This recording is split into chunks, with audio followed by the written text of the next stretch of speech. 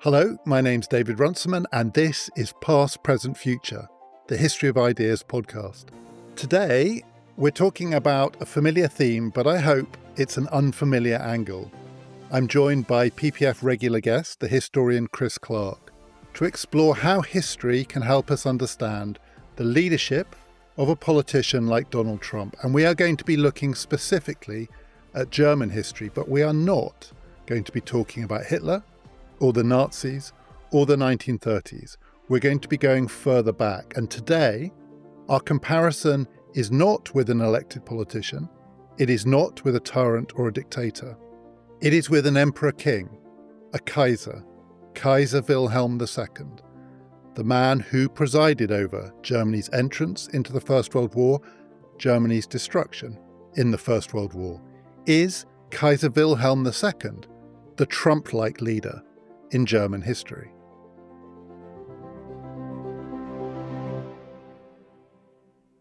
Chris, we're talking about Kaiser Wilhelm II as Donald Trump, or maybe we're talking about Donald Trump as Kaiser Wilhelm. I'm not sure. We'll have to work out which way around it goes. But let's start with Wilhelm, because I think he's the one who needs probably more background explanation for people listening, and then we'll get on to the comparison. So just tell us a bit about him, but particularly, why is he still an object of such fascination for historians?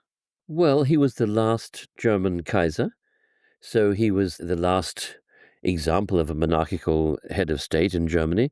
He was a colourful figure. He was in some ways the first truly imperial figure in that line of Kaisers, which was actually still a very young line. The German Empire, the Kaiserreich, had only been created in 1871. Its first emperor, Kaiser Wilhelm I, was on the throne until 1888, from 1871 till 1888. That was Wilhelm's grandfather. Then his father spent 99 days on the throne, only to die relatively young of laryngeal cancer, of a very aggressive throat cancer. And then, somewhat earlier than people had expected, suddenly Wilhelm II came to the throne. And so he was on the throne from 1888 until 1918. You know, a long period of time and an extremely eventful and momentous one in the history of Germany, of Europe, and the world. So for all those reasons, he sort of stands out. And how much of the story, when historians tell it, is about trying to work back from the First World War, and ultimately the catastrophe of the First World War, and essentially apportion blame? I mean, it's part of the story here, and we'll get on to, again, the contemporary parallels, but is part of the story here people trying to work out, in this monarchical system in which the politicians were nominally in charge, nonetheless, how much of the ultimate responsibility for the catastrophe could reside with this man? Because we're going to talk about his personality, his character. That's where the comparison really lies. But this is also a conversation about power, personal power, and how it works. Is that part of the puzzle with Wilhelm? Is he to blame? Well, whether he's to blame or not, I mean, that's a question with vast ramifications. But certainly the question of whether he was to blame was an important question that was asked by many important people. And at the end of the First World War, there was something called the Hang the Kaiser campaign, driven in particular by the British, who were very keen to round up the Kaiser and execute him for war crimes and so on, and for starting the war. But it turned out, I mean, that never happened because he fled to Holland, and the Dutch actually sort of protected him. He had close connection with the Dutch royal family and actually owed a lot to Holland. And so in his sort of Dutch refuge, as it were, a Dutch asylum, he was a sort of asylum seeker, if you like, in Holland, and there he remained. And the efforts to sort of bring him to justice didn't succeed, but it's doubtful that they would have succeeded, even if any kind of normal procedure had been followed, because there was not very much in the way of precedent for arresting and trying a head of state in that way. Interestingly enough, the precedent that was produced and about which there was a lot of discussion was Napoleon, because at the end of the Napoleonic Wars, Napoleon was famously confined to the island of Elba. Then he escaped, caused mischief again for the famous 100 Days, was beaten again at Waterloo, and then confined to the island of St. Helena. So, that was often presented as a sort of precedent for holding a head of state to account, though, of course, Napoleon famously was not hanged, just exiled and imprisoned. So that question of the extent to which the Kaiser was to blame was an important one, and it's loomed very large in the literature about the Kaiser. I mean, he's still a very controversial figure, and the literature about him is full of controversy. So let's do some of these comparisons and just tease out some of the aspects of his personality, because you've written a book about him. And to read it now, it's a fascinating story. He's an extraordinary figure. And as you say, these 30 years are as action-packed as any in the history of Europe, and indeed of Germany. But these sentences in your book, they kind of leap out because you feel like you could be reading about Donald Trump. So I'm going to give you a few of the things that you wrote about Kaiser Wilhelm II, and then let's explore what this means for understanding Wilhelm first, and then maybe get on to present matters. So one aspect of his political personality, and one of the things that made him unusual and also made people at the time not know how to deal with him, including how seriously to take him, was his style of communication. So I'm going to read you one line from your book. Of the Kaiser, you wrote, "He found it virtually impossible to express himself in the sober, measured diction that the politically informed public clearly expected of him. The plangent, subjective tone of many of his public utterances seemed calculated to invite commentators to thematize the personality of the speaker." Plangent, subjective tone, unable to express himself in the sober, measured diction that we expect of heads of state. Did Wilhelm display that from the beginning? Was it something that got worse over time? How and why was he this kind of communicator? Well, I think this is a very interesting and important question, and I do want to come to it. But first of all, it might be worth pointing out that there's a lot of discussion in the biographical studies and in general in the discussion of this emperor, this monarch, about his mental state. The question, was he sane? I mean, basically, there are two questions about Wilhelm. One is, was he bad? And the other is, was he mad? And if we take the mad first, or was he mentally unhealthy in some way? And this is as old as the sort of modern literature on Wilhelm II. There are efforts to diagnose his relationship with his parents. There was a famous psycho-historical biography of the Kaiser by a man called Kohut, who argued that, insufficient care and love from the parents produced an immature personality, prone to irritability, narcissism, lacking empathy, and so on.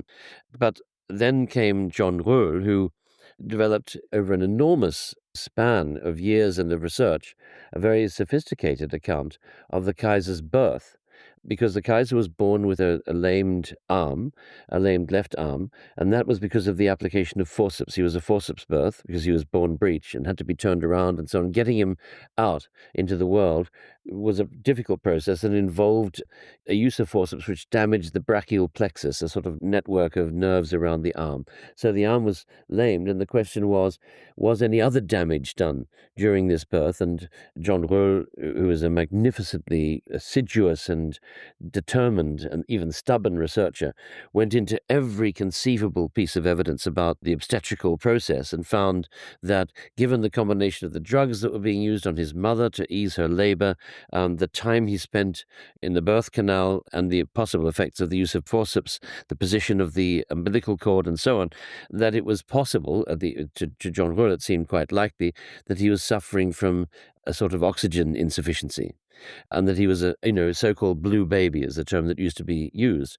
And he argued that this caused neurological damage, and that then later developments in his life caused secondary neuroticizations, which produced this, as Röhl put it, uniquely incontinent personality, someone who was incapable of sticking to one subject for very long, who used any conversation as an opportunity to say whatever was in his head, who just seemed to be constantly unbosoming himself of his latest preoccupations, and they could be quite esoteric preoccupations. He might suddenly be very interested in the Hittite language, for example, or he might then be interested in radio telegraphy, or, why is Standard Oil so powerful? Why can't we have a European version of Standard Oil? Or tariff policies and so on. So there are all kinds of subjects on which he might lecture people or harangue them. And John Röhl thought that this stemmed from a combination of the rather crudely handled birth, oxygen insufficiency, hypoxemia, I think is the term that's used, and later neurosis-inducing pressures in his life as a prince in the royal family. So that's the argument. To be clear, that we're not going to be able to draw that direct parallel with the current president of the United States, maybe the neuroticization later in life. But if there is a medical explanation here, then we are talking about two very distinct forms of incontinence. That description that I gave from your book, which does, I mean, it certainly chimes with, I think, how some people see Trump, but I don't think anyone thinks Trump's birth caused it. No, and I mean, I don't think we're making a case here for the comparison. We're not saying that the same personality popped up twice at different places and different times. But it's more that it's useful for thinking about both of them, to put them into each other's vicinity. The argument about the obstetrical predicaments of the infant Kaiser, it's not the final word, because, there was none of the doctors present at the time noticed serious impairments in the newborn child. He didn't appear to be blue. He was in motion. He moved. He screamed and so on, responded normally to everything else. It's just that the arm was not responsive. And so it's doubtful whether he actually was neurologically damaged in that way. But the difficulties of growing up in that family were pretty clear. He had an extremely rather overwhelming relationship with his mother, and there are some interesting early letters to his mother when there's a sort of Oedipal dimension to this. He writes to her a letter in which he says, "Mummy, I keep thinking about your hands, and I want to kiss your hands, and I want to kiss them very long and slowly, and so on. I want to smell them because they smell so nice, and in particular, I want to kiss the sort of soft inside part of your hand, not the outside that other people get to kiss, but the soft inside part." And, he's 14 or something at the time, a pubescent boy. And these are not letters that every mother really would welcome from her 14-year-old son. And indeed, her response was rather dismissive. She said, "Oh, for goodness sake, what are you going on about my hands? I'm looking at them right now. They're covered in ink and paint because I've been doing a painting. How silly. Stop talking about them. By the way, you have 11 different spelling errors in your letter, and I've circled them in red ink, and I'm sending it back to you." So that's why Thomas Kohlhuth, the psychohistorian, argued that, there was an insufficient mirroring regard in the relationship between the parents and the child. There was a sort of emotional deficit. But that's also been cast in question. I mean, other historians have argued that actually it was a rather warm family setting. So the argument will go on, and there's no point in continuing it further here. But certainly, the people did wonder whether there was something wrong with the man. So when he became Kaiser and this style of communication suddenly became the mode of expression of their head of state in a society in which mass circulation newspapers were on the rise, in which he could communicate to large numbers of people. So it's not the 20th century to begin with, never mind the 21st, but we are already in the age of mass communication media, and journalists and others were very eager to hear from him. How shocking, by the conventional standards of the time, was his mode of communication? To what extent at the time did people think this was both shocking and dangerous? Because it was a fraught time, and to have the head of state willing to unburden himself of his thoughts in a random, haphazard, opinionated, often borderline deranged way, how dangerous was that thought to be? Well, that is a much less easy question to answer than it sounds, because, some of his utterances, he's actually someone who's much more famous or infamous for what he said than he is for what he actually did. That's one of the interesting features of his place in history and of his reputation.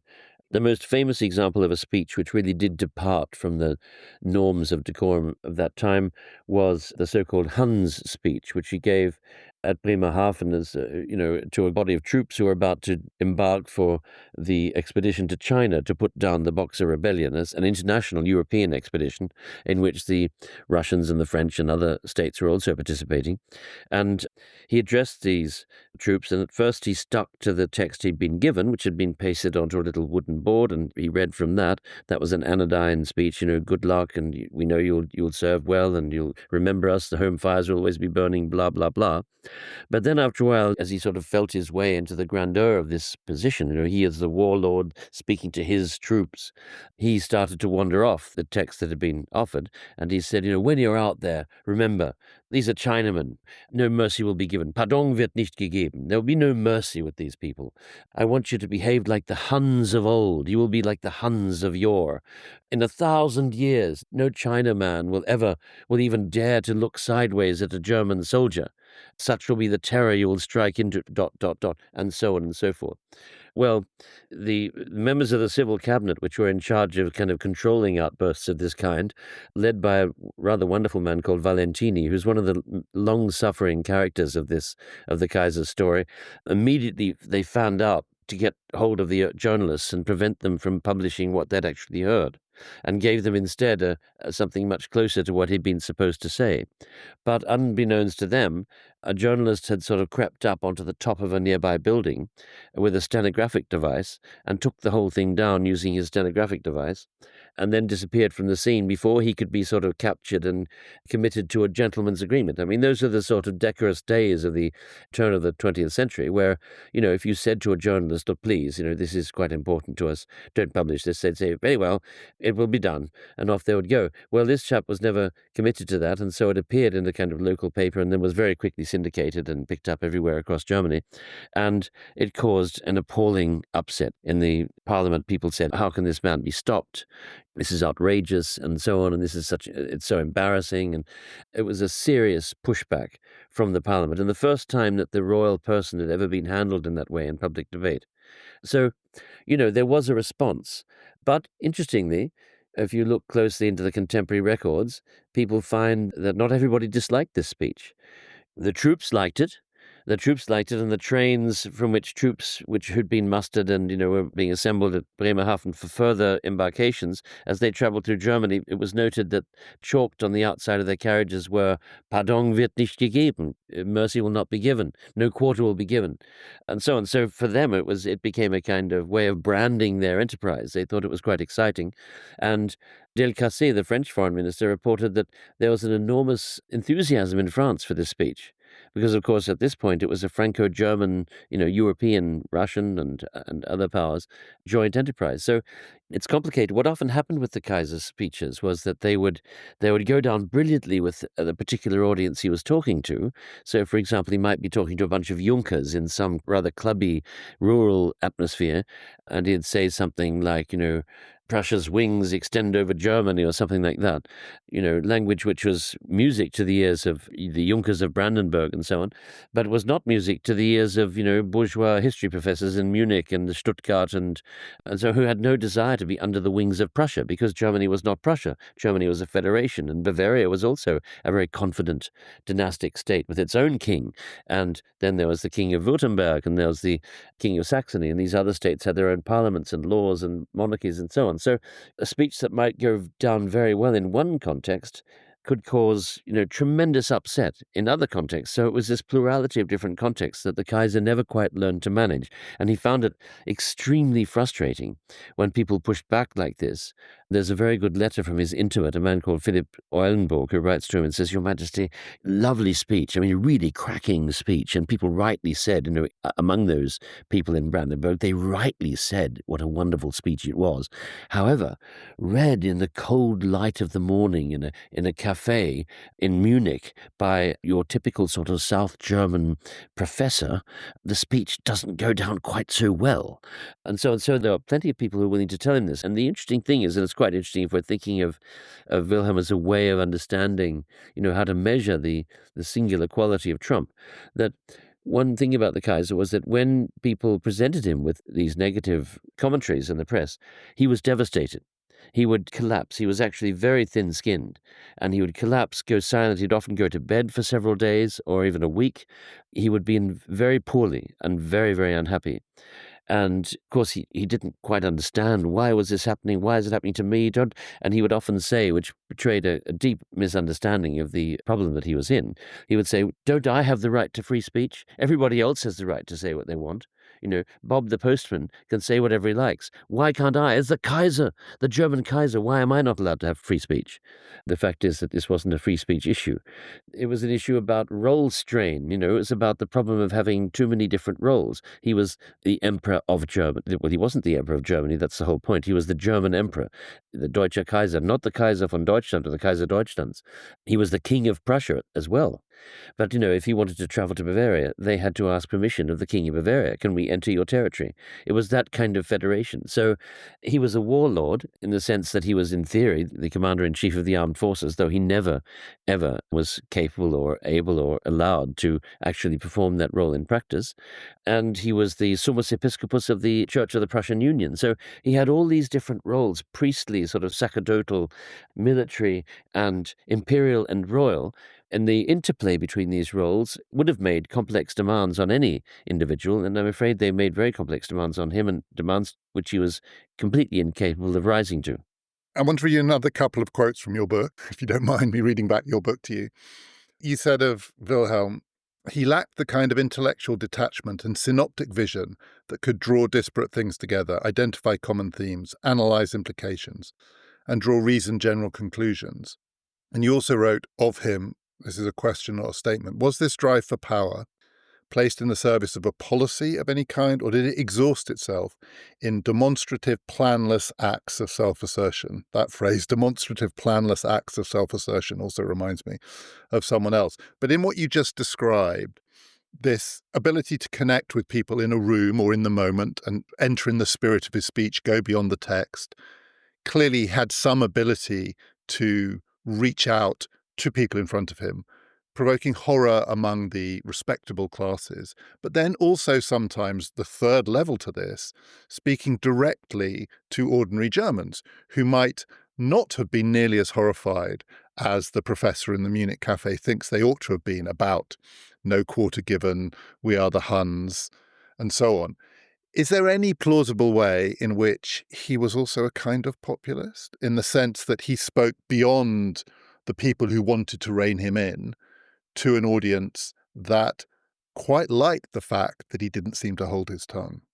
That's a really interesting question, because it looks like a populist tactics to adopt the sort of vulgar parlance and the boulevard, middle-of-the-road ideas of the great mass of the population to outrage the intelligentsia, but, resonate with the great mass of the people and so on. Except that I'm not aware that the Kaiser was doing this deliberately.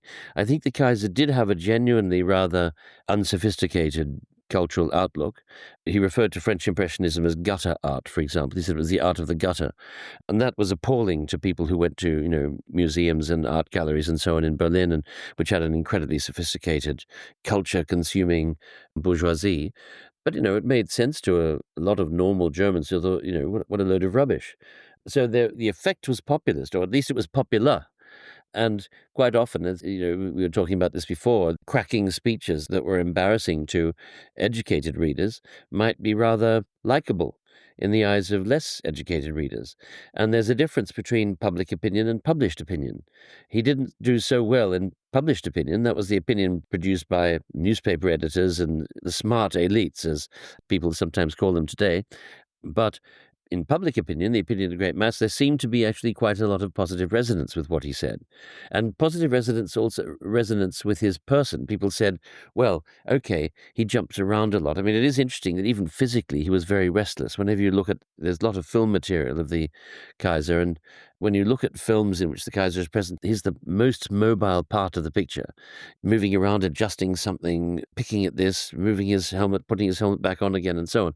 So people noticed this and they thought, well, he's energetic. This is the man who represents us, and he's energetic, jumping around, and he's kind of virile and manly and has strong opinions, and that's as it should be. We're Germany, we're young and virile and mobile, and we're leaping about because we're a bit restless. What's wrong with that? So it's a complex picture there. If you ask the question, is this populist? It wasn't populism, I don't think, because the Kaiser didn't need that kind of mass assent in order to, it wasn't really part of the repertoire of things that he needed to wield power. his power came from other sources. And in many ways, his power came from much closer to those educated elites that he needed to keep happy and often didn't.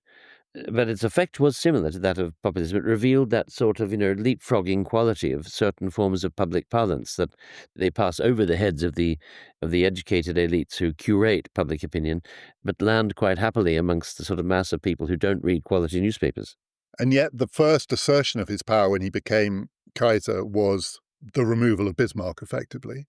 He asserted himself against the most powerful man in the state, and he did it by choosing the issue of the anti-socialist legislation that Bismarck wanted to maintain, by speaking the Kaiser, in a sense, on the side of the workers. I mean, he did assert himself, first of all, in German politics as someone who was, I don't know what the correct term for this would be now, but let's say it's on the more liberal wing, but certainly on the side of German politics where he claimed to be standing up for ordinary Germans against a conservative elite. That's true. He did, and he picked that issue because he knew it would drive Bismarck, into a rage, which it did. And those final scenes in the relationship between, it would have been wonderful to be a fly on the wall as, Bismarck burst into tears, for example, on several occasions, and tried to sort of, by the sheer force of his personality, cower the Kaiser, but without success. That William was simply too determined and too callow to respond to any of that. But he dug Bismarck out of his perch and forced him into a resignation by siding with the workers. But, that doesn't mean that there was any sincere empathy with the plight of Germany's workers. On other occasions when there was a mass demonstration motivated by social concerns or by workers' rights and so on, he would advise the troops to be sent in, shoot as many as possible and so on. But it is interesting that he got rid of Bismarck because I think he regarded Bismarck was this titanic figure who had, presided over German politics since 1871, who had been the co-architect of this new Germany, whose power was seen as having overshadowed even the previous two emperors, and in particular William I, who was on the throne until 1888 when he died. And famously, William I is reported to have said, "It's really tough being a Kaiser under a Chancellor like Bismarck." So that was how the relationship was seen. Though, interesting enough, right now there is a sort of revisionism underway, and two new books have just appeared about Kaiser Wilhelm I, arguing that the Kaiser was really in charge and Bismarck wasn't. And the jury is out as to whether this revisionism will succeed in changing everyone's mind, but certainly these are two powerful new interventions.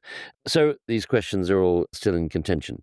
And just thinking about this question about whether it's a populism or not, I think its roots lie in something else, and that is a kind of quasi-religious understanding, which was not unusual for the Prussian monarchs, of their relationship with the people as a sort of mystical union, almost something instituted by God, a mystical union with everybody.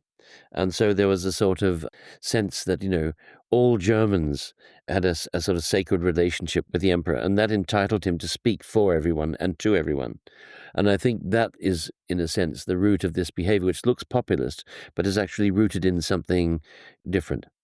I think it's fair to say that for the political establishment in Germany, the real fear with Wilhelm was not that he might say something that would outrage bourgeois opinion but might strike a chord with ordinary Germans, but that he would say something that would outrage both establishment and ordinary opinion in other countries. So the real danger of this sort of incontinent willingness to speak his mind was if he was to say something in a very delicate international situation, all sorts of alliances having to be formed, maintained in Europe and beyond, a dangerous age for the reasons that 1914 showed, that he would say things that might, well, land okay with ordinary Germans, but would absolutely outrage international opinion in one way or another. And the most notorious example of that is the interview he gave in 1907 to the Daily Telegraph. And that, in many ways, that's the thing for which he is still not best remembered, but before 1914, it's the thing that helps define his historical image. Just tell us what he said, but also why it was thought to be so incendiary. Yes, well, the Daily Telegraph interview was an interview he gave with a man called Wortley Montagu, who was a personal friend, and they met in Highcliffe Castle and had a sort of private chat, which Wortley Montagu then turned into an interview and gave to the Telegraph. So he was stitched up a bit. No, actually, he wasn't stitched up by the British because, in fact, the interview was passed to him. They said, "Is this okay? Can we go ahead and print this?" So the British interlocutor actually did everything that he was expected to do and sent it to the Kaiser for authorization.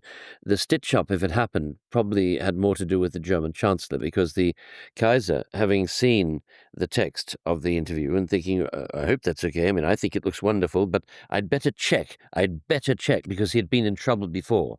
"I've been in trouble for this kind of thing before, so I'd better check with Bülow," the Chancellor, Bernhard von Bülow, "and make sure that it's okay." So he had it sent to Bernhard von Bülow, but Bernhard von Bülow was on vacation. He was on the island of Norderney having his summer rest, and so the question then arises, did Bülow read the text and sign it off, or did he simply never see it, which is what he claimed? Bülow later claimed, "I never saw this thing, it's very embarrassing, it's terrible," and refused to defend the Kaiser.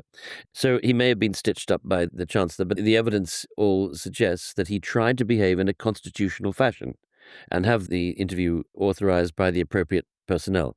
In any case, the content of the interview, well, in many ways, if you read it now, it seems much of a muchness. It's a silly interview in which he says things like, I don't know why you British people are all in a fuss about me. I mean, I love Britain. I am British. I mean, look at me. I'm British, and I love being here, and I love your bagpipes and your lovely gardens, and my grandmother, my lovely grandmother, I loved her very, very much, and I was with her when she died, and and I tried to help. I tried to help in the Boer War. I sent advice. This is how you can win it. Not what you're doing. It's all wrong. I really tried to help. And, nobody will give me credit for this. But you British are mad. You're mad as March hares on this question. I mean, yes, do the Germans dislike Britain? Yes, most of them do. But I don't. I really love it. So, stop making a fuss about that. And so it went on like that, right? And apart from the accent, that really that really does sound like Trump. I mean, it's uncanny, actually, the content of that. That mixture of the plangent tones, the personalization of everything. You people don't understand. I love you. I love you. Okay, I hate you, but I love you. I love you. Exactly. I actually love you guys. What's wrong with you guys? I love you guys. Exactly. I love you. I love you guys. And so on. So that's right. And the thing is that then it was published, and I think the British just thought more nonsense from the king of nonsense. But in Germany, it caused this tremendous. I mean, it was like a sort of nervous breakdown of the media. I mean, people were so embarrassed by it, and you can see why. I mean, it's so there's a kind of infantile quality to it, and also a profound indiscretion. I mean, giving tips about how to win the Boer War and so on. I mean, how embarrassing is that? And also then saying most Germans don't like Britain. Well, the Germans resented that too. Why is he speaking for us? We like Britain, and so on. So it just went down incredibly badly and was seen as an intervention, the behavior of a rogue ambassador, speaking for German foreign policy or in an international environment with possible foreign political or geopolitical consequences in a way that was completely irresponsible. So then the question arose, how can he be silenced in the future, and, what can be done about this man? In the meanwhile, the pushback, the negative feedback and so on precipitated Wilhelm II into one of these depressions, which he suffered whenever this kind of thing happened. He plunged into bed. He was just not seen anywhere, became completely silent. In fact, scarcely appeared in public until the next terrible discretion about 3 years later in 1910, when he said, "The Prussian eagle is once again spreading its wings across Europe." Oops, another uproar. So, it remained throughout his life. One of the things about Wilhelm is that you can't write a Bildungsroman about Wilhelm. You can't write a novel of education, evolution, and development in which at the end the central protagonist has achieved a wisdom and an overview which was lacking, which was not present in the callow, youthful version, because Wilhelm II doesn't ever seem to have learned anything. He suffered, but he didn't learn. So he's a bit like a character in Seinfeld. He just remained the same throughout his life. And his mother, who had already said when he was a young man, she'd said, "God, I wish someone could put a padlock on William's mouth whenever he's in a public situation, because it's so embarrassing. As soon as he opens his mouth, nonsense comes out." So, this just remained the case, a sort of verbal incontinence. And What's interesting, though, if we're thinking now about, again, we're not saying, Trump is Wilhelm or Wilhelm is Trump and so on. Obviously not. Personalities are singularities. They can't be conflated with each other in that way or even really compared meaningfully. But what's interesting is the response that in Wilhelm's era, a very robust public sphere pushed back very, very hard because this was indecorous behavior. It was risky and, reckless, and he took a real beating. And what I think that tells us is something about the difference between then and now. The public sphere was still that Habermasian public sphere in the sense that it was theorized and idealized by Jürgen Habermas, the great German sociologist, as a space of reason-giving and dialogical contestation. It was an energetic, critical sphere which was constantly pushing back against government and authority and working out complex questions in a relatively autonomous way. And there were many newspapers in Germany which employed famous journalists or had famous editors and served very passionately loyal readerships in their respective regional environments, because it was a highly regionalized country, Germany. I mean, extremely regionalized.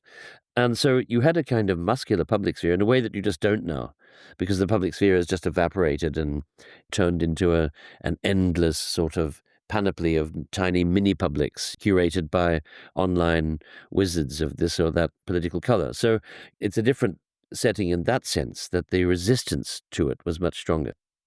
It was also an age in which, at the very top, particularly among monarchical heads of state, personal relationships really mattered. Some of them were related to each other, they knew each other, they communicated directly with each other. So there was also a question about whether Wilhelm's personality was dangerous in that context too, and that does have some echoes now. I mean, we live in an age with a less robust public sphere, or at least a more fragmented public sphere, but also it's an age in which really high politics. Trump tours the world and claims personal relationships with a very small number of people whom he thinks he can manage. I want to read you one more line from your book of Wilhelm. This also reminds me of someone. He was angry with the Tsar one week, but infatuated with him the next. He reacted with fury to perceived slights and provocations, but panicked at the prospect of genuine confrontation or conflict. In an age of hyper-personalized, very high politics, that was dangerous. It was even recognized at the time that that was dangerous.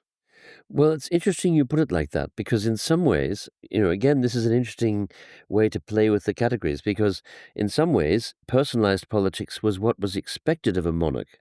And, the argument that Chancellor Bülow made when he was pressed on the indiscretions of the Kaiser, one of the things he said was, well, look, what do you want? I mean, this is a monarchy.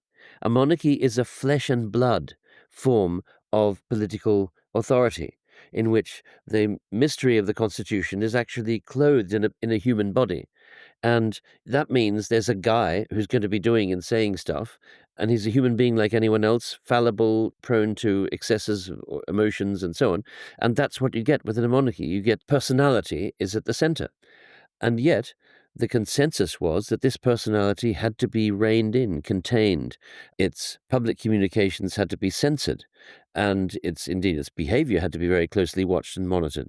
And in fact, very robust sort of controls emerged around the Kaiser to prevent him from causing damage or from intervening in the processes of government in ways that would, destabilize the system. So in some ways, what people spent most of their time doing, and this is great waste on time and resources and emotion and energy and so on, was managing the Kaiser. The Kaiser had to be heavily managed by the people around him, and a sort of group of people emerged who were really old hands at doing this. I think that's one interesting point of contrast with the present. That line that you say, he panicked at the prospect of genuine confrontation or conflict. So the examples that we've given of his incontinent speech, some of it is very belligerent. We are the Huns, we will give no quarter, and so on. And yet in 1914, when the prospect of genuine conflict loomed very large and panicked a lot of people, did it panic him? I mean, so when he actually finally faced the moment where the possibility of not just some skirmish somewhere on the edges of the empire, but a European war stared him in the face, how did he react? Well, with something closely approaching panic. and also with a determination to, if he could, to stop it from happening. But to come back to that contrast, I mean, if we go back to 1905, there's a conversation on record between him and Leopold of the Belgians, in which he sits down and says, we're a bit worried the French could attack Germany at some point, and if that were to happen, we'd expect Belgium to support us, and if you did, we'd give you, some lands from France, and if you didn't support us, well, we'd have to take a large part of Belgium. That's just the way things are. And this was so upsetting to King Leopold of the Belgians that when he got up, he put his helmet on the wrong way round. And to make matters worse, these remarks were made at his birthday party. So, you can imagine, how was your birthday, darling? Well, I went there and one of the guests threatened to invade me. And there's a whole kind of background to that exchange between William and Leopold, but it's an example of that kind of what looks like a very belligerent tone of voice and ridiculous imagined scenarios of violence and mayhem and so on. And yet in 1914, when the danger of a real war loomed large, Wilhelm jammed his feet down on the brakes. He initially said, surely when he got the reply from the Serbs to the Austrian ultimatum, his first reaction was, well, that seems fine. Great. Okay, let's move on. Nothing to see here. Everybody go home. And then when it was actually at the beginning of August, when it was time to mobilize or not, because the Russians were mobilizing and the Germans were, for complicated reasons we don't have time to go into now, committed to a plan which would respond to a Russian invasion in the east with an attack on France, being the allies of Russia. The question arose as to whether the mobilization order should be given. Wilhelm refused to relinquish the hope that the British might be persuaded to remain neutral and might even be persuaded to keep the French out of the conflict. And in order to keep that possibility open, it was a fairly quixotic possibility, a largely fantasized possibility. In order to keep that open, he told Moltke he wanted the mobilization to be stopped. He wanted the troops to stop marching. And Moltke said, we can't stop the troops from marching. This army is it covers an entire landscape. It's already in motion. You can't just say to an army like that, they've got to stop. That can't be done. We're committed to the railway routes. What will happen to the railways? And the Kaiser said, your uncle would have given me a different answer, referring to the famous Moltke of the Wars of Unification. And he said, if I say it, it must be done. And indeed, an order went out, stop the mobilization. And the men who were at the front of the German army, who had already got into Luxembourg, they'd already breached Luxembourg's neutrality, but they hadn't yet entered Belgium, they sat down on their haversacks and they waited for further orders. And this went on for several hours until the news came through there is no prospect of a British neutrality or British undertaking to remain neutral, and certainly no prospect of the French standing off on instructions from London. And so then the Kaiser says, very well, go ahead, that's it then. So these are examples of how, when push came to shove, he did try to stop the worst from happening, albeit in a way which is very ad hoc and not particularly well thought through or strategically oppressive. But it gives us a sense of the complexity of his relationship with these questions. And many contemporaries observed this. Poincaré said this is a man who speaks up very loudly, but when danger approaches, he suddenly becomes very quiet and timid. Many people had noted this. But, what did that mean for perceptions of German policy? Was it a good thing or a bad thing? It was probably a bad thing, because it increased the levels of uncertainty in the system. And that, I think, is important, that nobody knew exactly how much weight Wilhelm carried within the German decision-making apparatus, and nobody knew what he was going to say next. That's already a large dose of uncertainty. It made the Austrians uncertain, for example. And that uncertainty within the Austro-German alliance was probably a risk-heightening rather than a risk-diminishing factor. In general, the story of 1914 seems to me to suggest that alliances in which the Allies are uncertain of each other are more risk-prone than alliances where everybody knows what everybody else is thinking and is working together in concert. So in the second part of this conversation, we are going to talk about Trump. And I'm sure people listening will have their own views about which of the things that we've discussed so far may or may not carry across to a discussion of Trump's power and his personality. The last point that you make seems to me to be a very important one in 2025. Some of the danger of Trump sometimes is thought to be the intemperateness, the erraticness, the willingness to say things that outrage respectable opinion and also are absolute provocations. We don't know what Trump would do if he had to face a choice where there was the prospect of a real war. I don't think we have any idea, actually, whether he is Wilhelm or whether he's not Wilhelm. But it's the uncertainty that is the danger.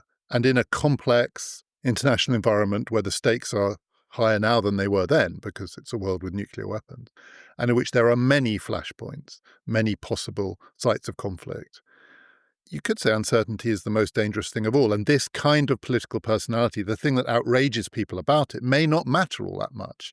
He says things that then get broadcast in a way that infuriates some people and galvanizes others and so on and so forth. But at the top level, and the people who work around Trump, and we'll talk about this in part 2 of the conversation, how to think about the court of Trump.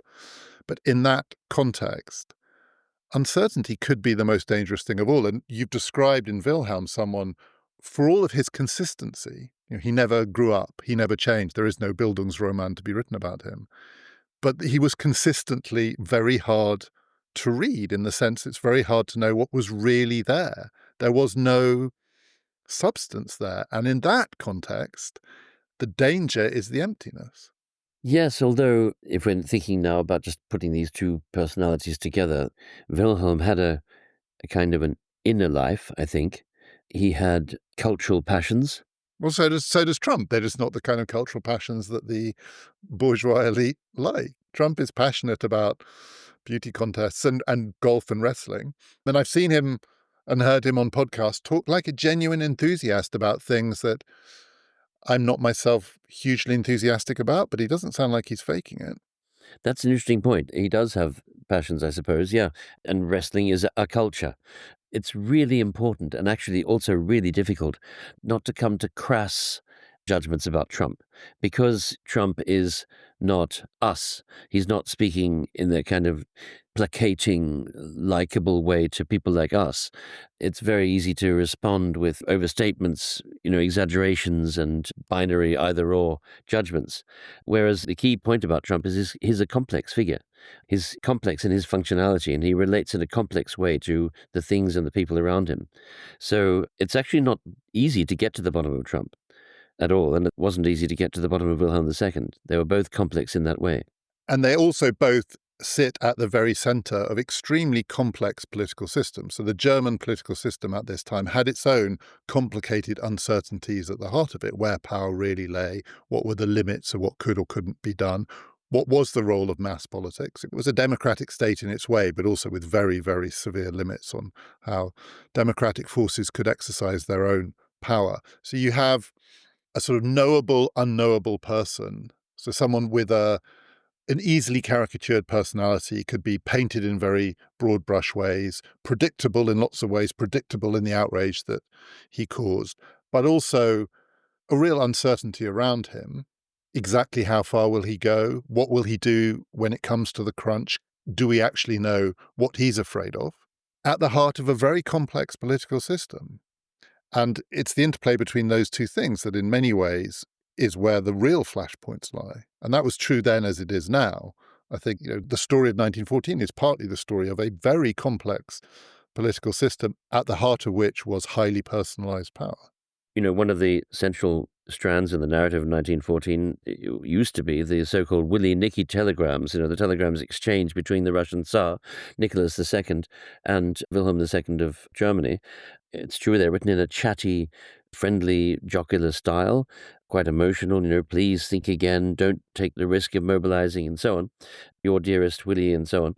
But in fact, a closer analysis of these telegrams reveals that they were vetted on both sides of the exchange by their respective foreign officers. So these were not person-to-person signaling between two cousins who were fond of each other. They were actually very carefully vetted international signals between two states, expressed in the form of a personal telegram. With Trump's phone calls, chummy, chatty, some of them. So he's not always a monster. He's perfectly capable of being a charmer as well. And he is often on the phone to world leaders, buttering them up as well as calling them out. But he's doing this at the heart of an extraordinarily complex, but also, it seems to me, fragile in its way, political system. I mean, one in which the calibrations are very finely tuned. You've got this blunderbuss personality at the heart of a very finely calibrated political system at a time when the stakes are extraordinarily high. And you can't just say the blunderbuss personality is the danger or the threat. it is the interplay of those three things which we should be concerned about.